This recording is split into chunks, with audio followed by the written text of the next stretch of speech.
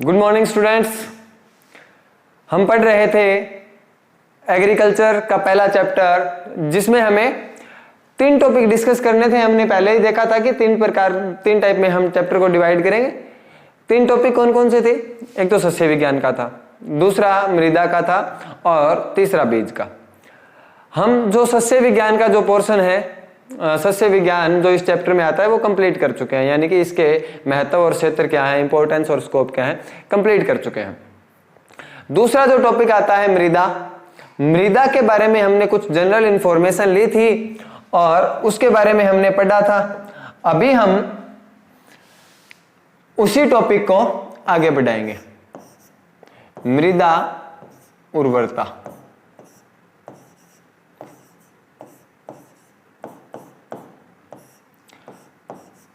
मृदा उर्वरता, उत्पादकता या मृदा क्या होती है, मृदा किस प्रकार पौधों की हेल्प करती है, क्या इंपॉर्टेंस है मृदा की, ये सारी चीजें हमने जनरल सी बातें की थी। आपके जो सिलेबस में है वो मृदा उर्वरता, उत्पादकता, मृदा क्षरण और मृदा संरक्षण आता है। अच्छा, इन चीजों में अब हमें मृदा उर्वरता की बात करेंगे। सबसे पहले हमने मृदा उर्वरता की परिभाषा हम अब तक देख चुके हैं। तो इसमें चलिए एक बार मैं इसको रिपीट कर देता हूं। मृदा उर्वरता की क्या परिभाषा रहती है? देखो, मृदा पौधे को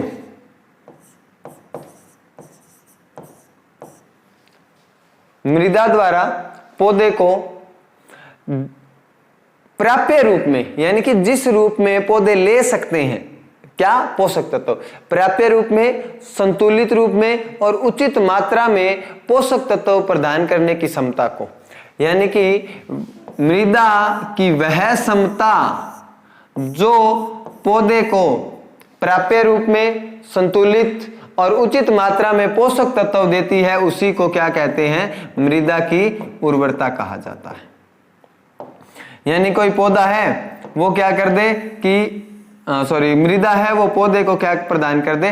पोषक तत्व, और उस अवस्था में प्रदान कर दे जिस अवस्था में पौधे को जरूरत होती है। यानी कि जैसे नाइट्रोजन लिया जाता है NO2 नेगेटिव की फॉर्म में, NH4 प्लस की अवस्था में। इन अवस्थाओं के अलावा नाइट्रोजन तो वायुमंडल में भी उपस्थित होती है, तो फिर पौधे वायुमंडल से नाइट्रोजन क्यों नहीं ले पाते? पौधे को इस रूप में लेते हैं, पौधे इन्हीं अवस्थाओं में लेते हैं और वो मृदाओं में इन्हीं अवस्थाओं में पाए जाते हैं। तो हमने लिखा है कि पौधे को प्राप्य रूप में, प्राप्य अवस्था में, उचित मात्रा में संतुलन जो पोषक तत्वों का है वो प्रदान करने की क्षमता है, वो मृदा उर्वरता कहलाता है। पौधों को प्राप्य रूप में,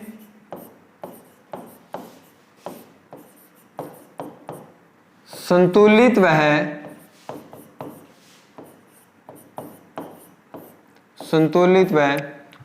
उचित मात्रा में,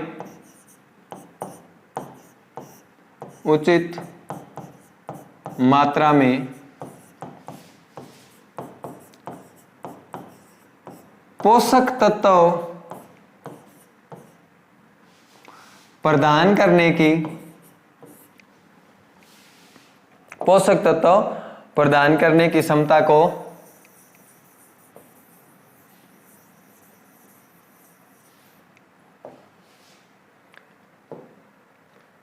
पोषक तत्व प्रदान करने की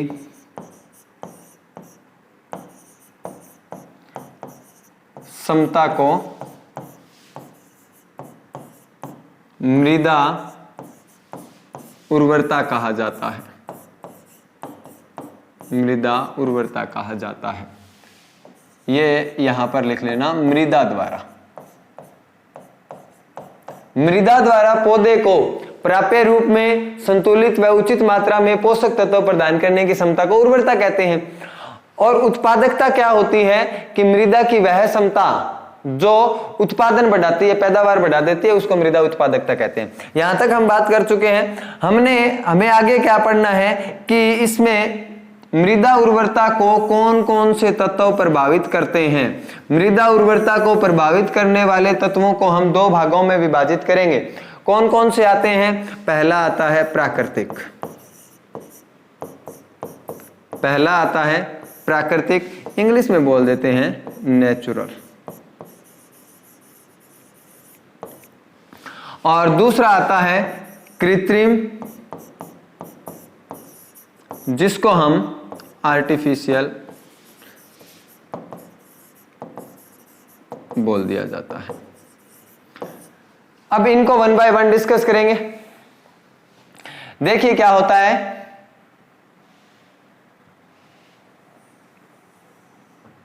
ये रहा,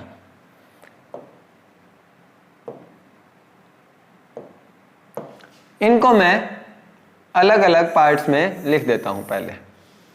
पहला जो फैक्टर रहता है वो है पैतृक पदार्थ। पहला जो आपका फैक्टर रहता है वो रहता है पैतृक पदार्थ। दूसरा आपका फैक्टर रहता है स्थलाकृति,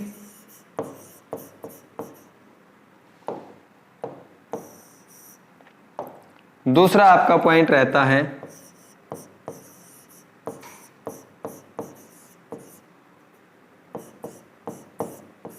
स्थलाकृति, तीसरा आपका पॉइंट आता है मृदा आयु, तीसरा आपका पॉइंट आता है मृदा आयु, चौथा पॉइंट आता है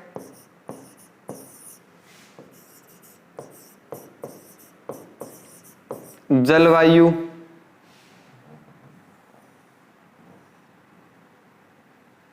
साथ के साथ लिखते रहेंगे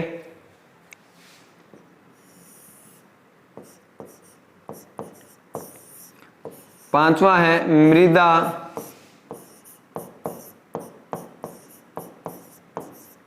प्रोफाइल की गहराई,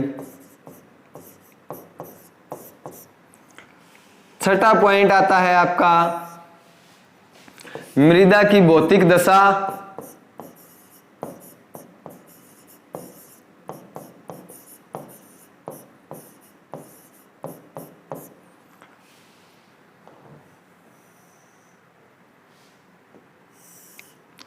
सातवां जो आपका पॉइंट आता है मृदा अपरदन, मृदा अपरदन, और आठवां पॉइंट आता है आपका मृदा में पोषक तत्वों की स्थिति। इसके अलावा भी बहुत से पॉइंट रहते हैं,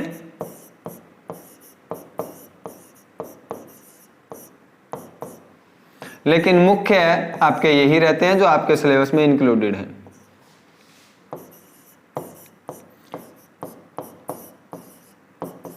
इसके अलावा कृत्रिम में आते हैं, जैसे जलमग्न हो गया या फिर पानी वगैरह उसमें ज्यादा आ जाता है तो उसकी वजह से उर्वरता प्रभावित होती है।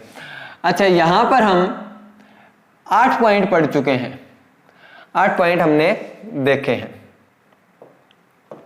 कौन कौन से? पैतृक पदार्थ, स्थलाकृति, मृदा आयु, जलवायु, मृदा प्रोफाइल की गहराई, मृदा की भौतिक दशा, मृदा अपरदन, मृदा में पोषक तत्वों की स्थिति।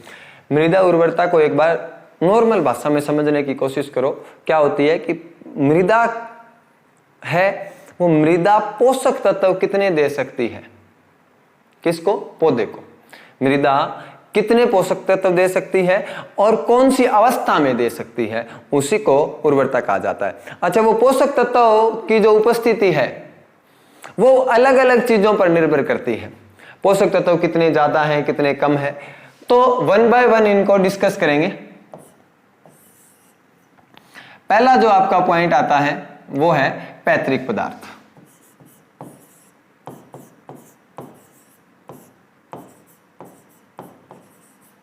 पहला है पैतृक पदार्थ, इंग्लिश में बोल देते हैं पेरेंट मटेरियल।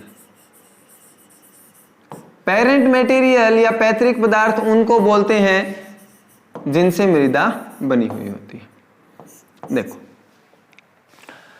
देखो मृदा जिससे बनी हुई है ना, जिन चट्टानों से बनी हुई है, उन्हीं को मृदा के पैतृक पदार्थ या पेरेंटल मटेरियल बोल दिया जाता है। इसमें दो चीजें रहती है,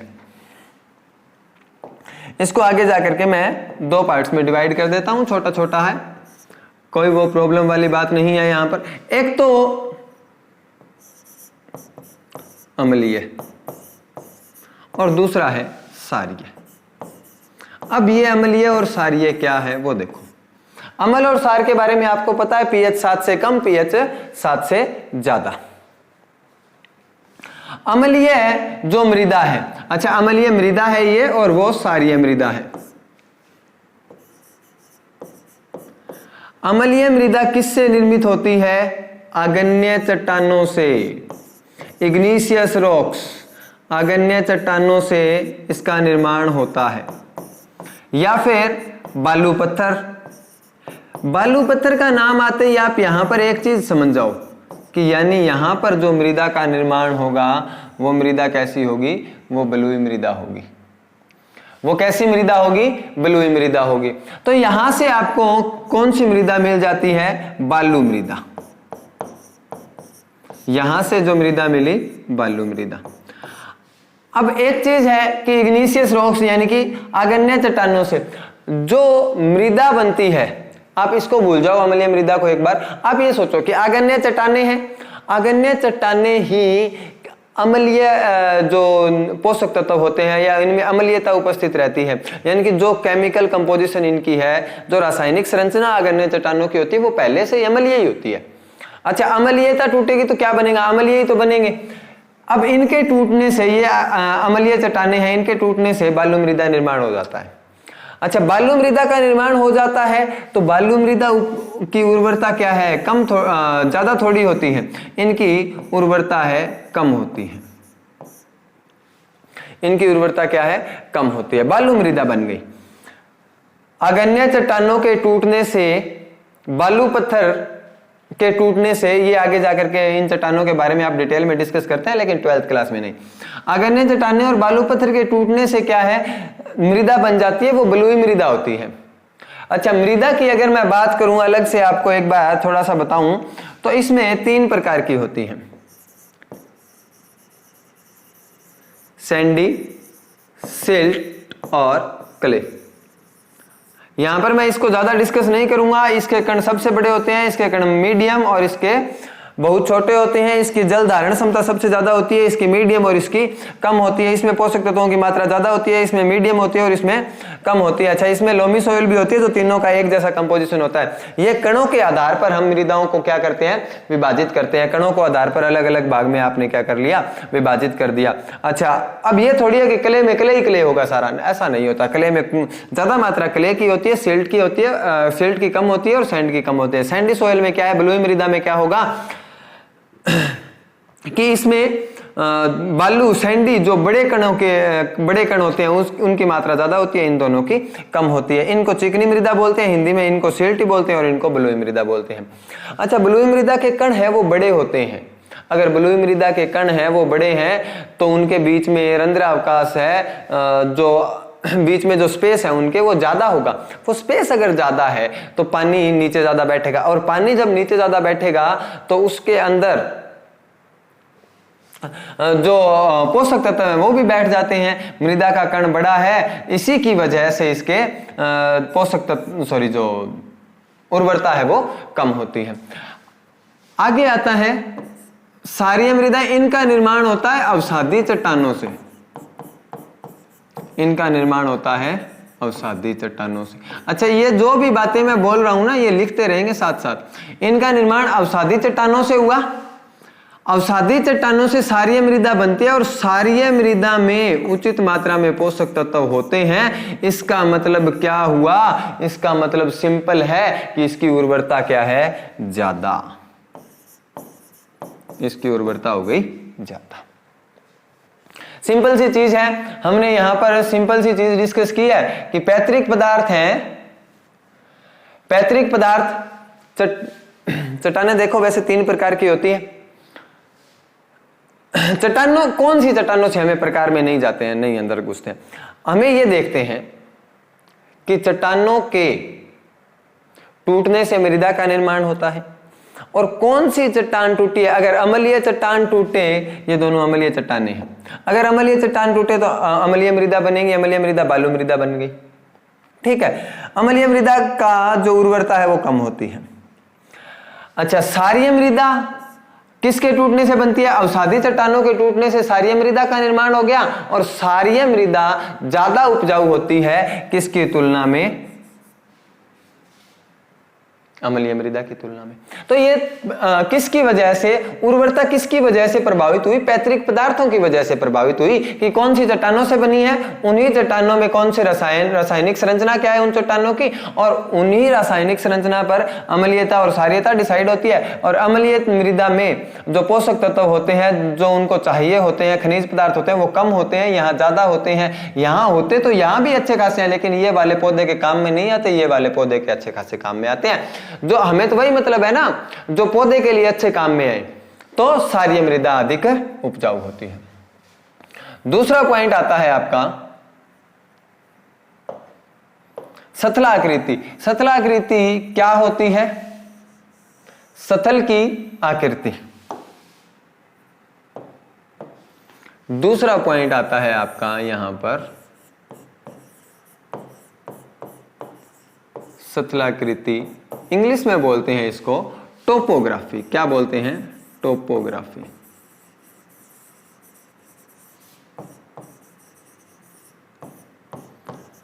अच्छा, यहां से एक चीज समझने की कोशिश करना, सतल की आकृति यानी कि कई जगह पर जमीन क्या होती है? सीधी। कई जगह पर पहाड़ बने होते हैं इस प्रकार, कुछ समुद्र के आसपास लगती है, कुछ कई जगह पर पठार बने होते हैं, कई जगह पर टीले बने होते हैं। तो इस प्रकार अलग अलग स्थल की आकृति होती है, यानी स्थल यानी भूमि की आकृति कैसी है। तो देखो यहां पर हमें मेनली दो चीजें देखनी है कि एक तो जो पहाड़ी क्षेत्रों में मृदाएं होती हैं, और दूसरा जो मैदानी क्षेत्रों में मृदाएं होती है, कौन से क्षेत्र में ज्यादा उपजाऊ होती है। फिर से इसको दो भागों में विभाजित कर दिया, पहाड़ी क्षेत्र और मैदानी क्षेत्र। अब पहाड़ी क्षेत्र है वो ऊंचे होते हैं, हमें पता है,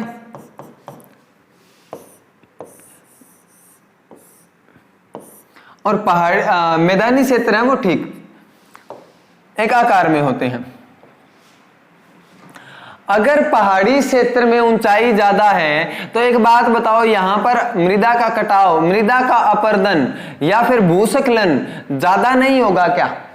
यहां पर मृदा कट जाएगी, यहां पर पहाड़ खिसकने लगते हैं, यहां से कटाव होने लग जाता है, तो क्या होगा कि मृदा जो ऊपरी परत है वो क्या है, उसका कटाव हो गया, वो कटाव हो गया, वो नीचे की ओर खिसक जाती है। कहां पर आ जाती है? मैदानी क्षेत्रों में। अब कटाव की वजह से इसके पोषक तत्व भी क्या आ गए कि यहां पर आ गए। इसमें जो पोषक तत्व की बात है मेन उर्वरता में, इसके पोषक तत्व क्या है, नीचे मैदानी क्षेत्रों में आ जाते हैं, ऊपर है वो पोषक तत्व नहीं रहते हैं, या वो नहीं रहते हैं जिन्हें की हमें जरूरत है। अच्छा, भूस्खलन की वजह से या फिर इनके कटाव की वजह से क्या है कि ये नीचे आ गए पोषक तत्व, ऊपर कुछ नहीं बचा। तो ऊपर कुछ नहीं बचा तो इसका मतलब इनकी उपजाऊ क्षमता जो पहाड़ों पर होती है, उसकी उपजाऊ क्षमता है वो कैसी होती है? कम होती है।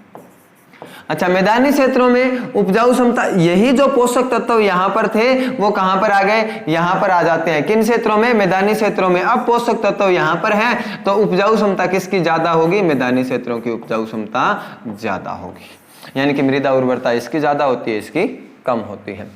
उर्वरता लिखता रहा हूं।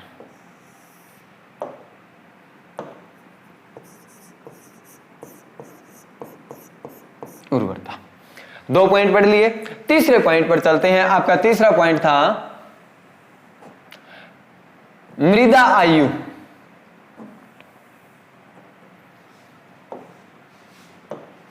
तीसरा पॉइंट आता है आपका सॉइल एज और मृदा आयु।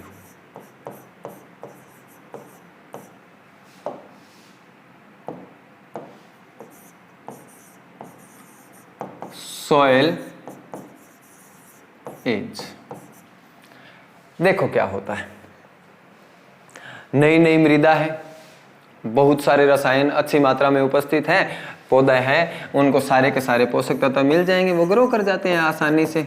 ये लो यहाँ पर घास वगैरह उग जाता है, ठीक है, आसानी से इसको पोषक तत्व। नई नई मृदा होती है वहां पर खेती अच्छी होती है, नई मृदा में। क्यों? क्योंकि उसकी उर्वर क्षमता ज्यादा होती है। क्यों उर्वरता क्षमता ज्यादा क्यों होती है? क्योंकि वहां पर पोषक तत्वों की अच्छी मात्रा होती है, किसी ने प्रयोग ही नहीं किया उनको।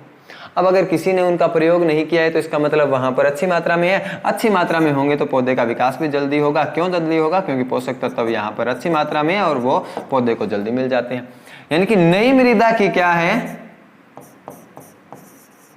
नई मृदा से मतलब है कि जो चट्टानों के टूटने से मृदा तैयार हो गई, मृदा बन गई है, और मृदा बन गई है उसके बाद में फसल जस्ट उगाना शुरू किया या उगाया नहीं है, उगाना शुरू कर दिया 5 साल 10 साल 20 साल, ये मतलब नई मृदा है।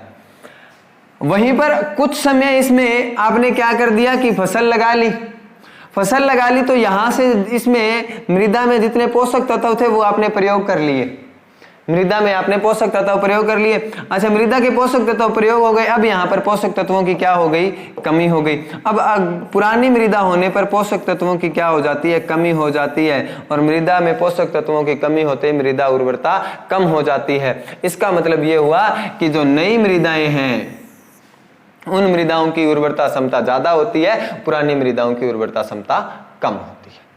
सिंपल चीज है। आपके आप अपने आसपास के क्षेत्रों में देखना, आसपास पूछना कि जहां पर जो नई मृदाएं हैं वहां पर आपको जो उर्वरक है, खाद है, वो कम डालते हैं, और वहीं पर जहां पर पुरानी मृदाएं हैं, बूढ़ी मृदाएं हैं, वो क्या है, वहां पर उर्वरक ज्यादा डाले जाते हैं। क्यों डाले जाते हैं उर्वरक? ताकि उर्वरक तो पोषक तत्व देते हैं ना।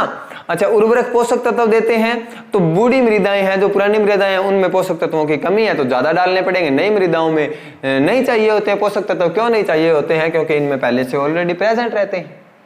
अच्छा, जितनी पुरानी मृदा होती जाएगी उतनी ज्यादा पोषक तत्वों की उसमें जरूरत रहेगी। अच्छा, ये किसकी वजह से होता है कि इसमें फसलें उगा ली, या लगातार प्रयोग होता रहा, या मृदा अपर्दन होता रहा? इन सभी की वजह से जो नई मृदा है उसके बाद में नई मृदा से पुरानी मृदा होने में ये सारे के सारे काम, जैसे फसल लगाना, मृदा अपर्दन, कटाव, ये सारा का सारा जो काम होता है वो क्या कर देता है? मृदा की उपजाऊ क्षमता को कम कर देता है। अच्छा, अगर चौथे पॉइंट की बात करें तो चौथे पॉइंट में आपका था जलवायु। हाँ, जलवायु चौथा पॉइंट था। जलवायु या फिर इंग्लिश में बोल दिया क्लाइमेट।